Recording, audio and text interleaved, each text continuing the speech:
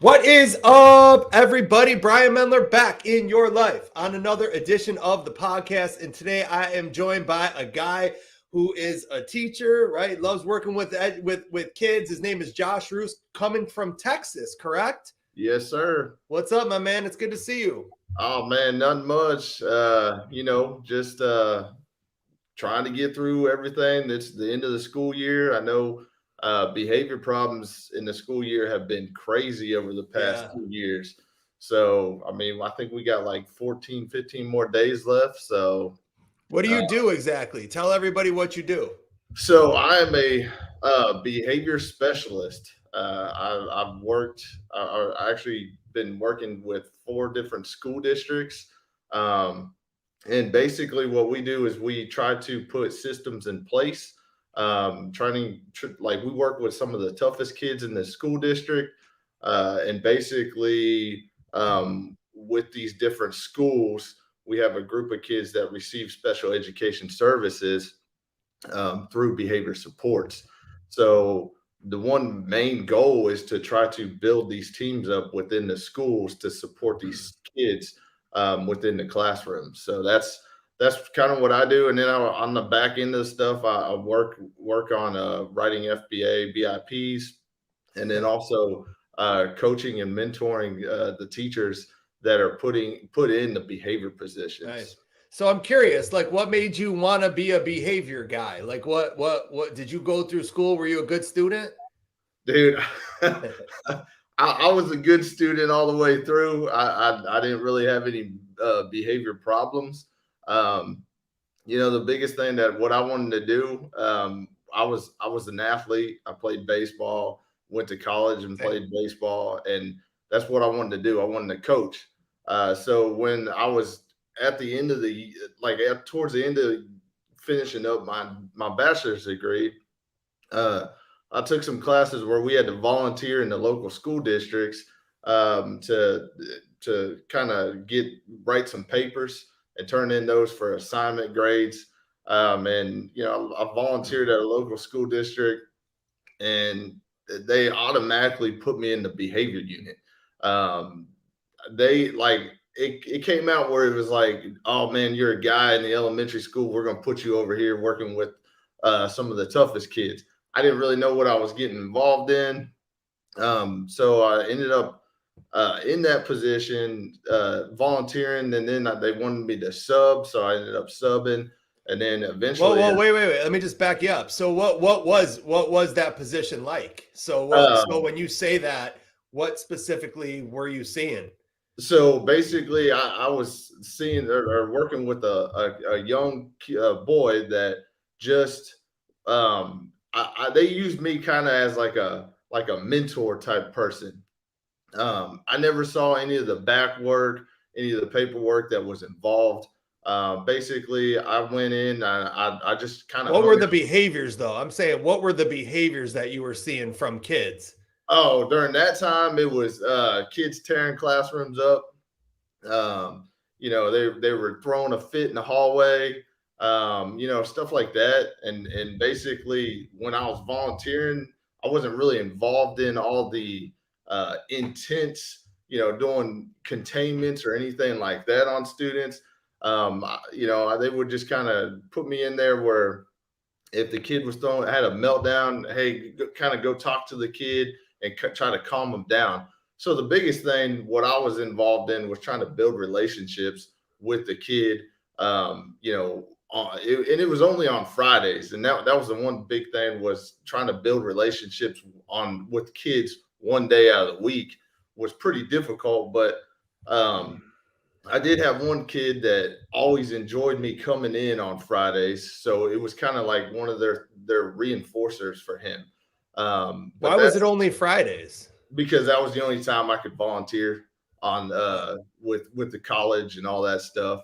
So that was the only reason why I was on Fridays. So after that, I ended up getting involved in substituting, and that's where I kind of experienced every little position within the life skill setting. I did a lot of work in life skill, or I mean, in the special ed setting, I did a lot of work in life skills, any behavior programs that they had on campus. I would be involved in that. And then I finally ended up taking a job as a paraeducator in a behavior program. So that kind of got me in behavior. I ended up doing a self-containment midway into as a paraeducator because they had a intense kid at the high school level that they ended up moving me over there. That was a whole different experience. Looking back on that, wait, Josh, let me slow you down. So the first job was with elementary school kids. You're saying, right, which you didn't clarify. And so the next one, you go to a high school self-contained job now as a paraprofessional. Yep. So okay, and so what was that like?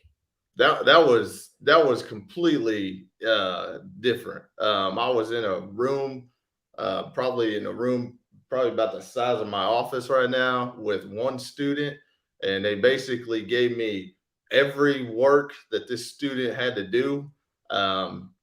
And there was a lot of struggles with that because when you're trying to teach every subject, right.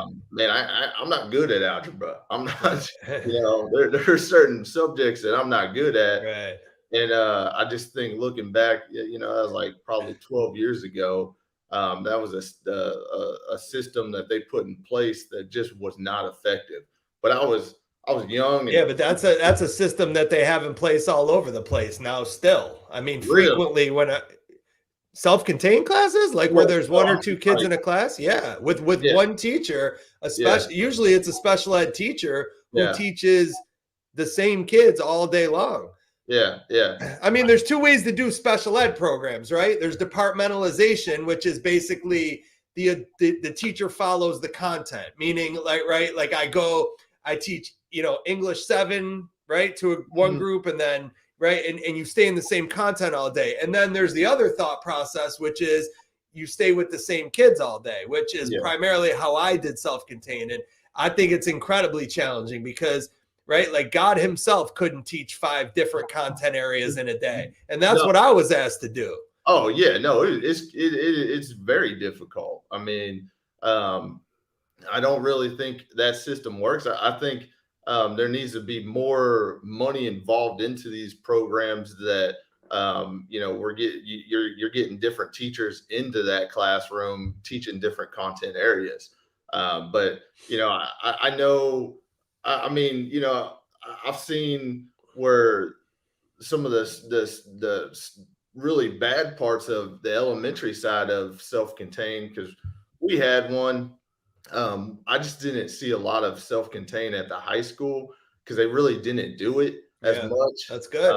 Because once it gets to the high school, for the most part, that's good. Again, I don't think there's always and never in education. I think those are the two most dangerous words, the words always and the word never, right? So I think for the most part, that's good. Although there are certain kids that definitely need a smaller environment and more of a focused, learning experience. Yeah, I agree with that. But I think what we're seeing is it's hard to get that experienced teacher in there. I think whenever we start looking at self-containment, we try to find somebody to just fill that position. And that's not good on that end because, we just get some of the greenest people and are we actually giving that child the best education within that school? No, I think that's true in a lot of places, unfortunately. And I think it shouldn't be true because I personally think that in general, those are the most fun kids to teach. I love teaching those kids. Like I'm not saying it's easy because it's not, but it's a different kind of teaching, right? It's a different kind of teaching. It's not nearly as much at math, science, ELA, social studies as it is please and thank you and good morning and nice to meet you and how to shake a hand, right? Or how to be one of my favorite ones that I used to teach my students was how to act interested when you're bored, right? My students were always the students that when they were bored, they had to show everybody how bored they were. Right. Yeah. So like they would come in and their head down, whatever. This is so dumb. And I would tell them, listen, you could be bored. I don't care if you're bored. Nobody actually cares if you're bored. But why do you got to show everybody? Your job, I used to tell them, your job is to be the one in the room who's the most bored and acts the most interested. You think you could do that, right? And like challenging them to do that. And next thing you know, you're working on these skills. And the skills, right, are really what these kids need because they haven't had them developed other places. Yeah. I mean, and that's the thing. It is, working on life skills because they just don't, they show out. And it's like, just like you're saying, learn to be bored and look interested. I mean, that's going to happen everywhere throughout life. There's going to be times where we're putting that situation. Me, I used to have to do that at staff meetings, right? So at staff meeting, you want to know what I used to do at staff meetings sometimes? I'm not exaggerating when I tell you this. I used to take a marker and I would write the word shut up on my hand. And I would sit there like this and just look at it the whole time to remind myself, just shut up. Like just because there would be so much absurd stuff that I would often hear that I would just be like, I don't feel like dealing with it. I don't want to get into it. Just remind myself, right? But sitting there going like this, right? When you're bored and like kind of, and then you get back to your room and you shut your door and you teach those kids, right? And like, but those lessons I think are the most important ones for kids to learn. And when you can learn those skills, once you have those skills, then I could teach you a little math. Then we can mix in a little ELA. All the content comes next. People over product. I always say people over product, right? Kids over content. It doesn't mean you don't focus on the content. It means you focus on the person first. The person is always the most important thing. Teach the kid, right? Don't teach the math. Teach the kid. And what that means is sometimes I'm going to teach them math. Other times it means I'm going to teach them whatever they need to learn. And in education, there's like those two things that live at the same time. There's what I'm supposed to teach and there's what kids need to learn. Right. Mm-hmm. And when those two things line up, meaning what I'm supposed to teach is also what they need to learn, teaching's at its easiest. The problem right now in education, though, is they're on opposite coasts. Right. What I'm supposed to teach is in New York. What they need to learn is in LA and the teacher in Iowa. Yeah. Right. I agree with that. And I think so many teachers get stuck on I have to teach what I'm supposed to teach, and correct. And they get these kids in here that aren't ready to go to the West Coast. They're on the East Coast, correct. So it's one of those things that are trying to teach the teachers to understand that concept. Right. But it's work. The thing is, though, when like it's hard, though, because as a teacher, right, the pushback that teachers say to me is, yeah, okay, like sounds good in theory, right? But like, what if my administrator comes in, or what if like this person, sees me doing it and I'm not supposed to be doing that? And what I always say is, I hear you, right? But like, kind of like in sports, right? Sometimes you got to audible. Like sometimes you have to just get to the line of scrimmage. It's like you have your play call, you called the play in the huddle.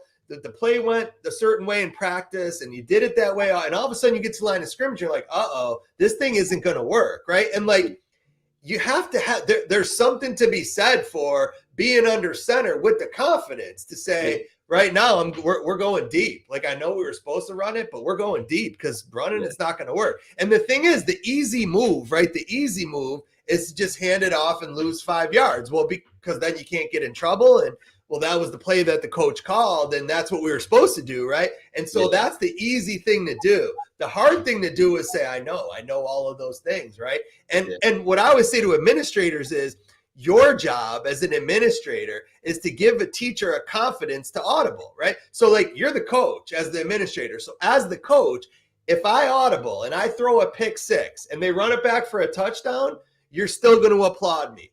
You're going to say, it's cool. I saw what you did and you took a shot and I appreciate you taking a shot. And when that message is delivered to teachers, it's often much easier for them to go this route.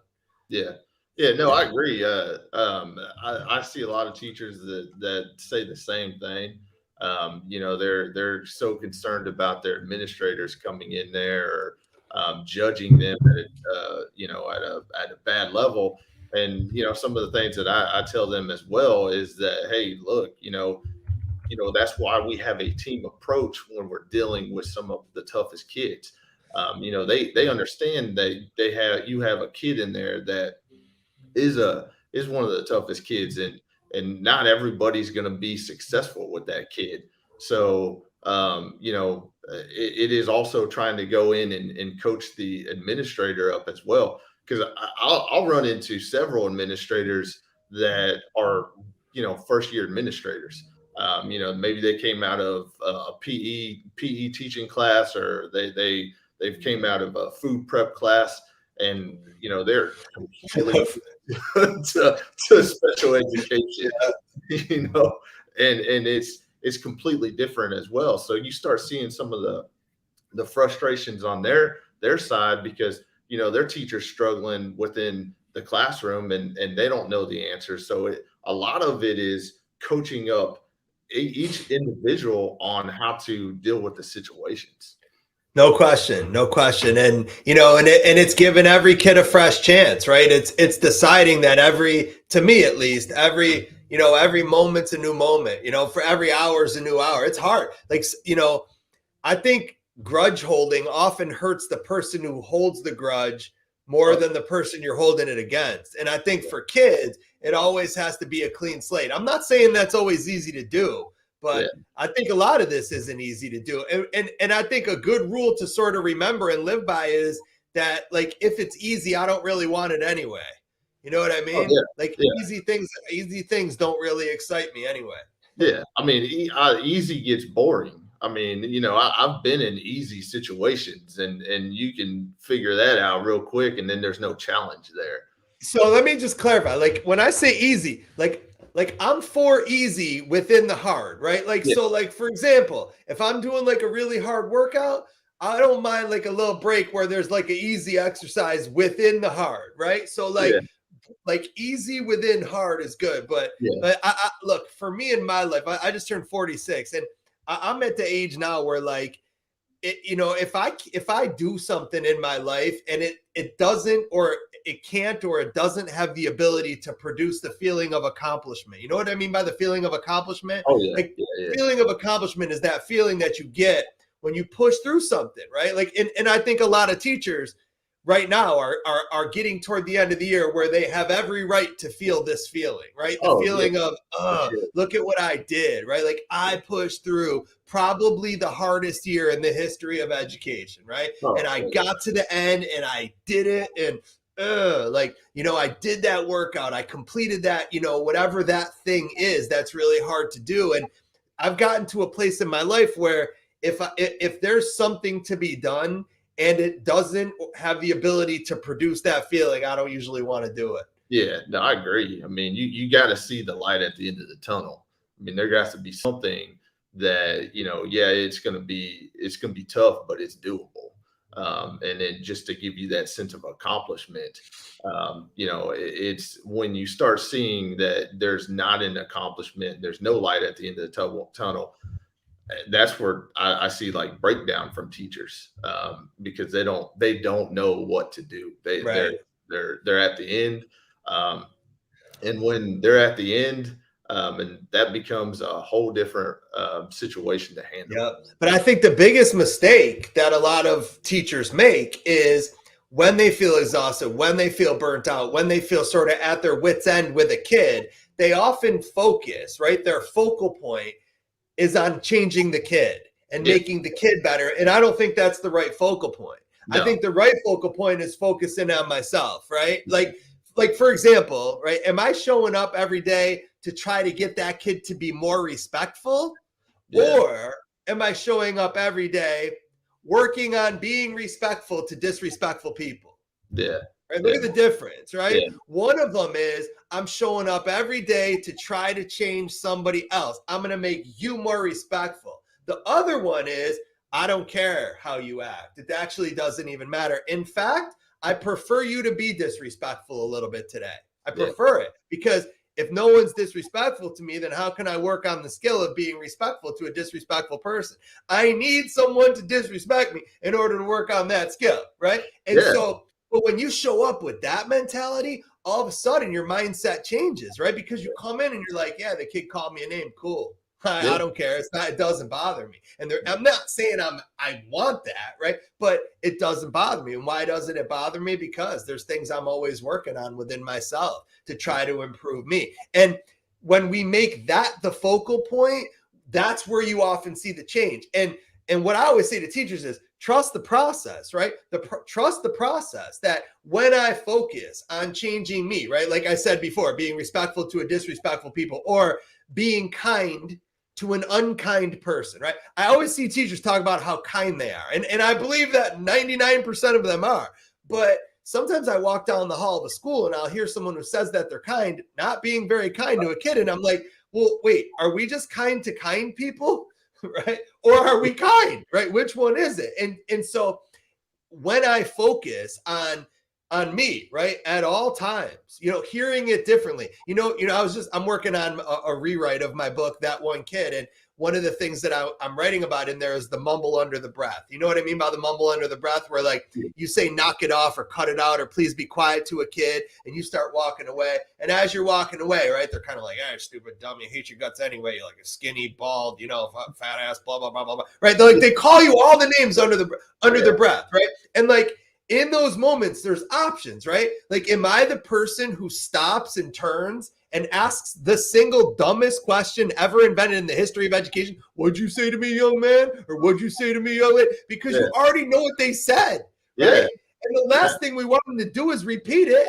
I mean, we already know what they said. So hear it differently. And I was writing about this, like, just pretend for a second, like imagine that the kid mumbles this. Like, I know what they said is inappropriate. We all agree on that. But imagine they mumble this. Excuse me, Mr. Mendler, but right now I got to call you a couple names under my breath. Because if I don't, I'm going to look like a wimp in front of the entire class. And I can't look like a wimp in front of the entire class. Everyone knows that. So could you please be the mature adult with a college degree and continue walking away from me? Because I have to eat lunch with them and I have to ride the bus with them and I have to be on the playground and I have to be around them all day long. After all, Mr. Mendler, what do you tell us to do when someone calls us a name on the playground? You tell us to just turn and walk away, right? Well, how come you can't? After all, Mr. Mendler, what do you tell us to do when someone says something that we don't like? You tell us to just ignore it. Well, how come you can't? And if you did, I really appreciate it. Thank you very much, sir. Like, if a kid mumbled that, would anybody ever go marching back? And the thing is, like, I think that that's exactly what they're saying in the only way they can say it. They can't say it any other way sometimes, right? So they call me a name or two under their breath. And like, my response to that as a teacher was whatever, right? Sometimes that's going to be a thing where kids do that. Yeah, I mean, that's completely changed. That's a mind shift. And that's coaching them, coaching teachers and administrators up on that type of stuff and putting it in that different perspective. To be honest with you, that's the first time I've heard that perspective ever. And, I always bring something new to the table, man. That's how I roll. And I honestly think that's why it needs, like, everything when we deal with some of our toughest kids, it is a team approach. I think we start, utilizing different ideas from each other. And it's just like you taking that negative situation and turning it around into a positive situation. And a lot of times the people don't hear that. And when they hear that, it's like, oh man, that's a great idea. And now you've taken that situation and put it in a perspective of taking the adult to put it in so that adult can put it in or be in that kid's perspective. And that to the thing that I just did, right? The pushback that I sometimes get from teachers is, but like, that sounds good in theory, right? But if I let one kid mumble about me, then aren't they all going to think that's okay? And like, yes and no, right? And so the way to handle that, what I always say, the way to handle that is just tell your kids, like, tell them early in the year, listen, y'all, some of you in this class this year are going, I know this is going to happen because I've been teaching for a long time and it happens every year of my life. Some of y'all in this class are going to do and say some rude, nasty, inappropriate, not nice, mean things. I know you are. How do you know, Mr. Mendler? Good question, little 8-year-old. It happens every single year of my life, right? I just want to let you know right now that if and when it happens, and I hope it doesn't, but if and when it does, and I always would say this to my class, I will not always be stopping my lesson to deal with it. It doesn't mean I didn't hear it, because there's a good chance I did hear it. And it doesn't mean I'm not going to do anything about it, because there's a good chance I will do something about it. However, listen closely. In the moment that something happens in our class, like when something happens in our class, sometimes to some of you, it might look like I'm ignoring a behavior. That's how it might look to some of you. But I promise I'm not ignoring it. It just means I think teaching the 10 of you, the 12 of you, the 15 of you, the 28 of you that are not being inappropriate is more important than stopping for the 1 or 2 of you who are, right? And now, like, that you tell them that ahead of time, when it happens, nobody really flinches, right? Because they're like, oh yeah, Mr. Mendler ignores behavior all the time. Mr. Mendler walks away from stuff all the time. Oh yeah, don't worry, y'all. Mr. Mendler, he handles it on his own time later on, and it's not really our business, right? Like, that's how the kids start to react to each other, which takes that whole, but they're all going to think it's okay, which I think is an overrated concept anyway. I don't think most kids say that. I think most kids say, what's that kid's problem? I don't want to be like him. What the hell's wrong with him is what I think most kids say. But for the few that don't, that's how you handle them. And by the way, what I just said to the kids, I say the same exact thing to the parents, right? So always early in the school year, what I say to all the parents is, I just want to let you all know right now that this year in this class, some of your children might do and say some rude, inappropriate, not nice, mean things. And I want to let you know right now that if and when that happens, and I hope it doesn't, parents, I hope it doesn't. But if and when it does, I won't always be stopping my lesson to deal with it. Doesn't mean I didn't hear it. Doesn't mean I'm not going to do anything about it. It just means I think teaching those of your children that are not being inappropriate is more important than stopping for the 1 or 2 of them who are, right? Okay. And now that parents know that I'm going to be that way as well. So that way, if a kid comes home from school and mom's like, how was your day, Johnny, right? And Johnny's like, well, it was good, but you're never going to guess what happened 5th period. This kid called Mr. Mendler a dick right to his face. And you know what Mr. Mendler did about it? Nothing. Can you believe that, Mom? If your kid ever says that to you, what I'm encouraging you to say back to them parents is, actually, interesting, it looked like Mr. Mendler didn't do anything about it. That's how it looked to you. But he already told us sometimes things like that were going to happen, and he would deal with it when he thought was best, right? Thank you for not being inappropriate. And you literally teach the parent what to say to their own child in that situation. Yeah. And that goes back to those, giving those expectations, teaching those expectations.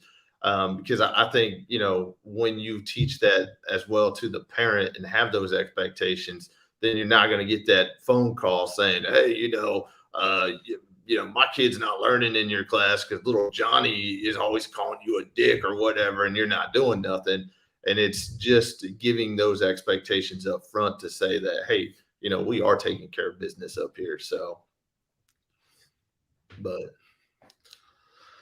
no question. So you said you played baseball in college, correct? I did. What position? I was a pitcher. Right. I had righty or lefty? The Tommy John surgery. But that actually, nowadays everybody has that surgery, right? Yeah. It's a lot of careers. It took me 4 years to get over it. So, I mean, I wasn't even able to throw a baseball after that. And then finally, I'm fine with it. So. Do you coach baseball as well? I did coach baseball. It was my second year in. I went down to Houston, and I was supposed to be the JV coach, and we were a 4A school district at the time, then moved into a big 6A school district.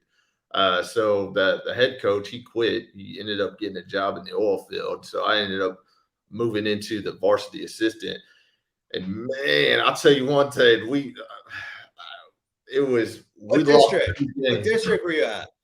I was I do a ton of stuff in the Houston area. You were in the Houston area? Are you in the Houston area now? Dickinson, Clear Lake area. We played a lot of the Clear Creek teams.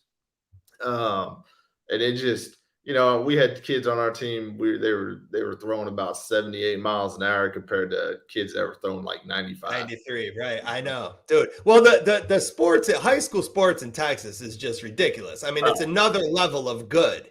Oh yeah. It's. I mean, the you should see the stadium. I'm sure I've seen them, dude. I've seen them. Like full-blown stadiums. Oh yeah. They're D1 type stadiums. And they sell them out. Out. Yeah. Alabama too. I did a lot of work with Hoover High School in Alabama. Do you know Hoover? So Hoover remember the show Two-A-Days on MTV? I don't know if you remember that show about the football coach Rush Probst. Hey, there's that your daughter? Yeah. Hey.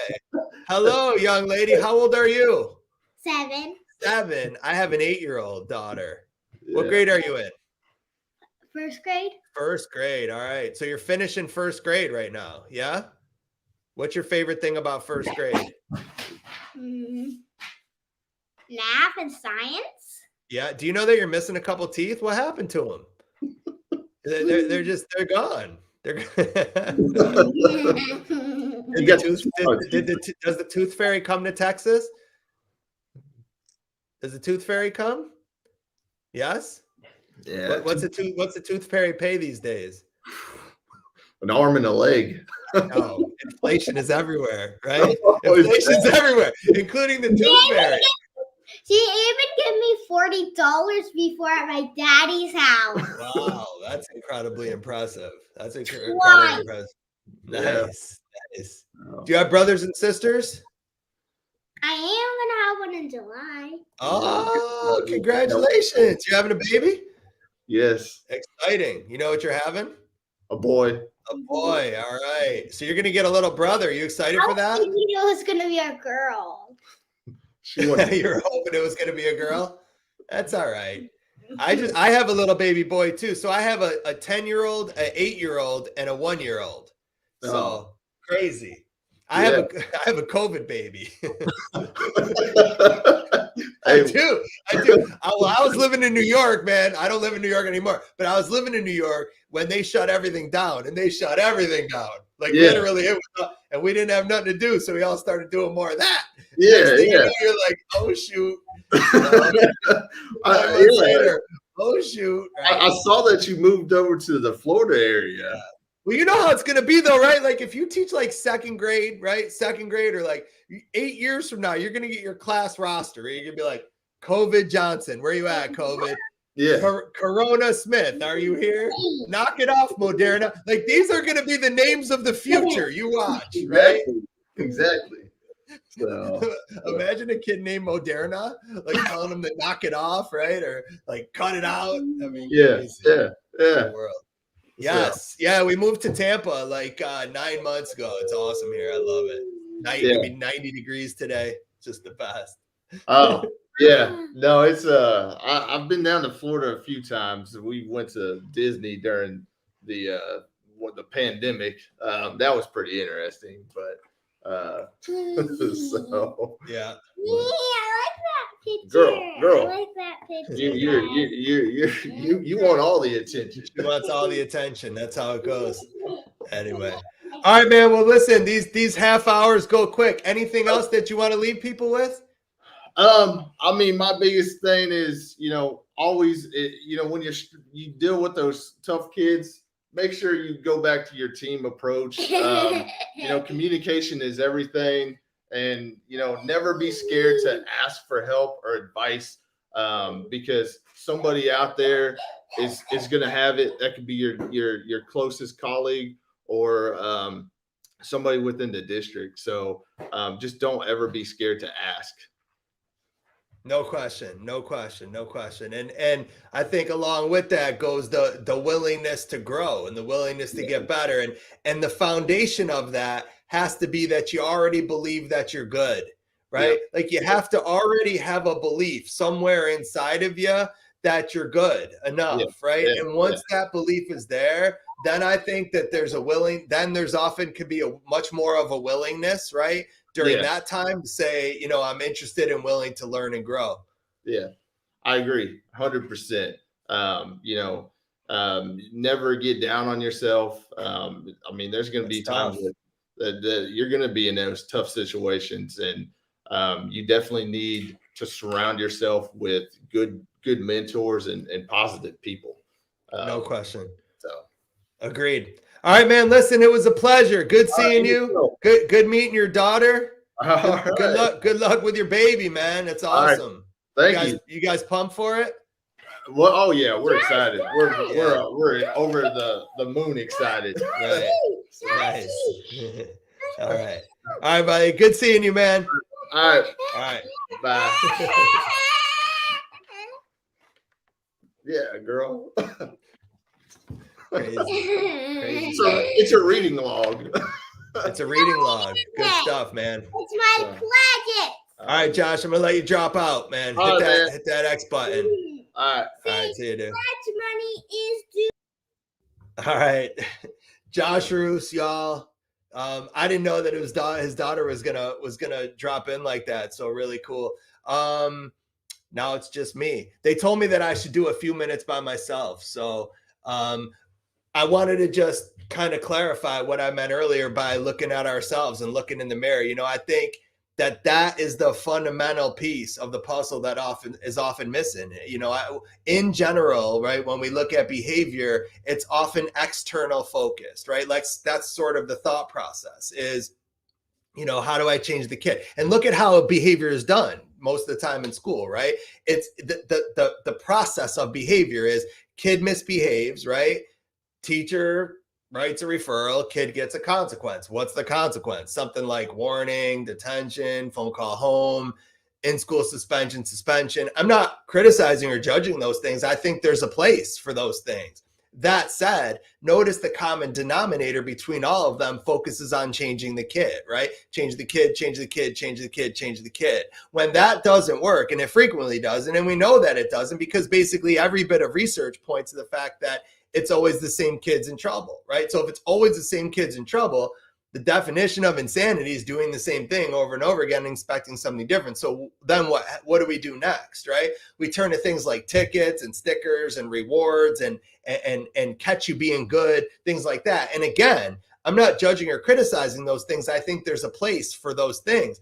That said, right, notice the common denominator between all of them, right? All of them, again, focus externally. Change the kid, change the kid, change the kid, change the kid. And nowhere in there is there any type of process built in that allows me to just walk in every day focusing on one or two things that I can do, right? I'm not going to get offended when that kid calls me a name, right?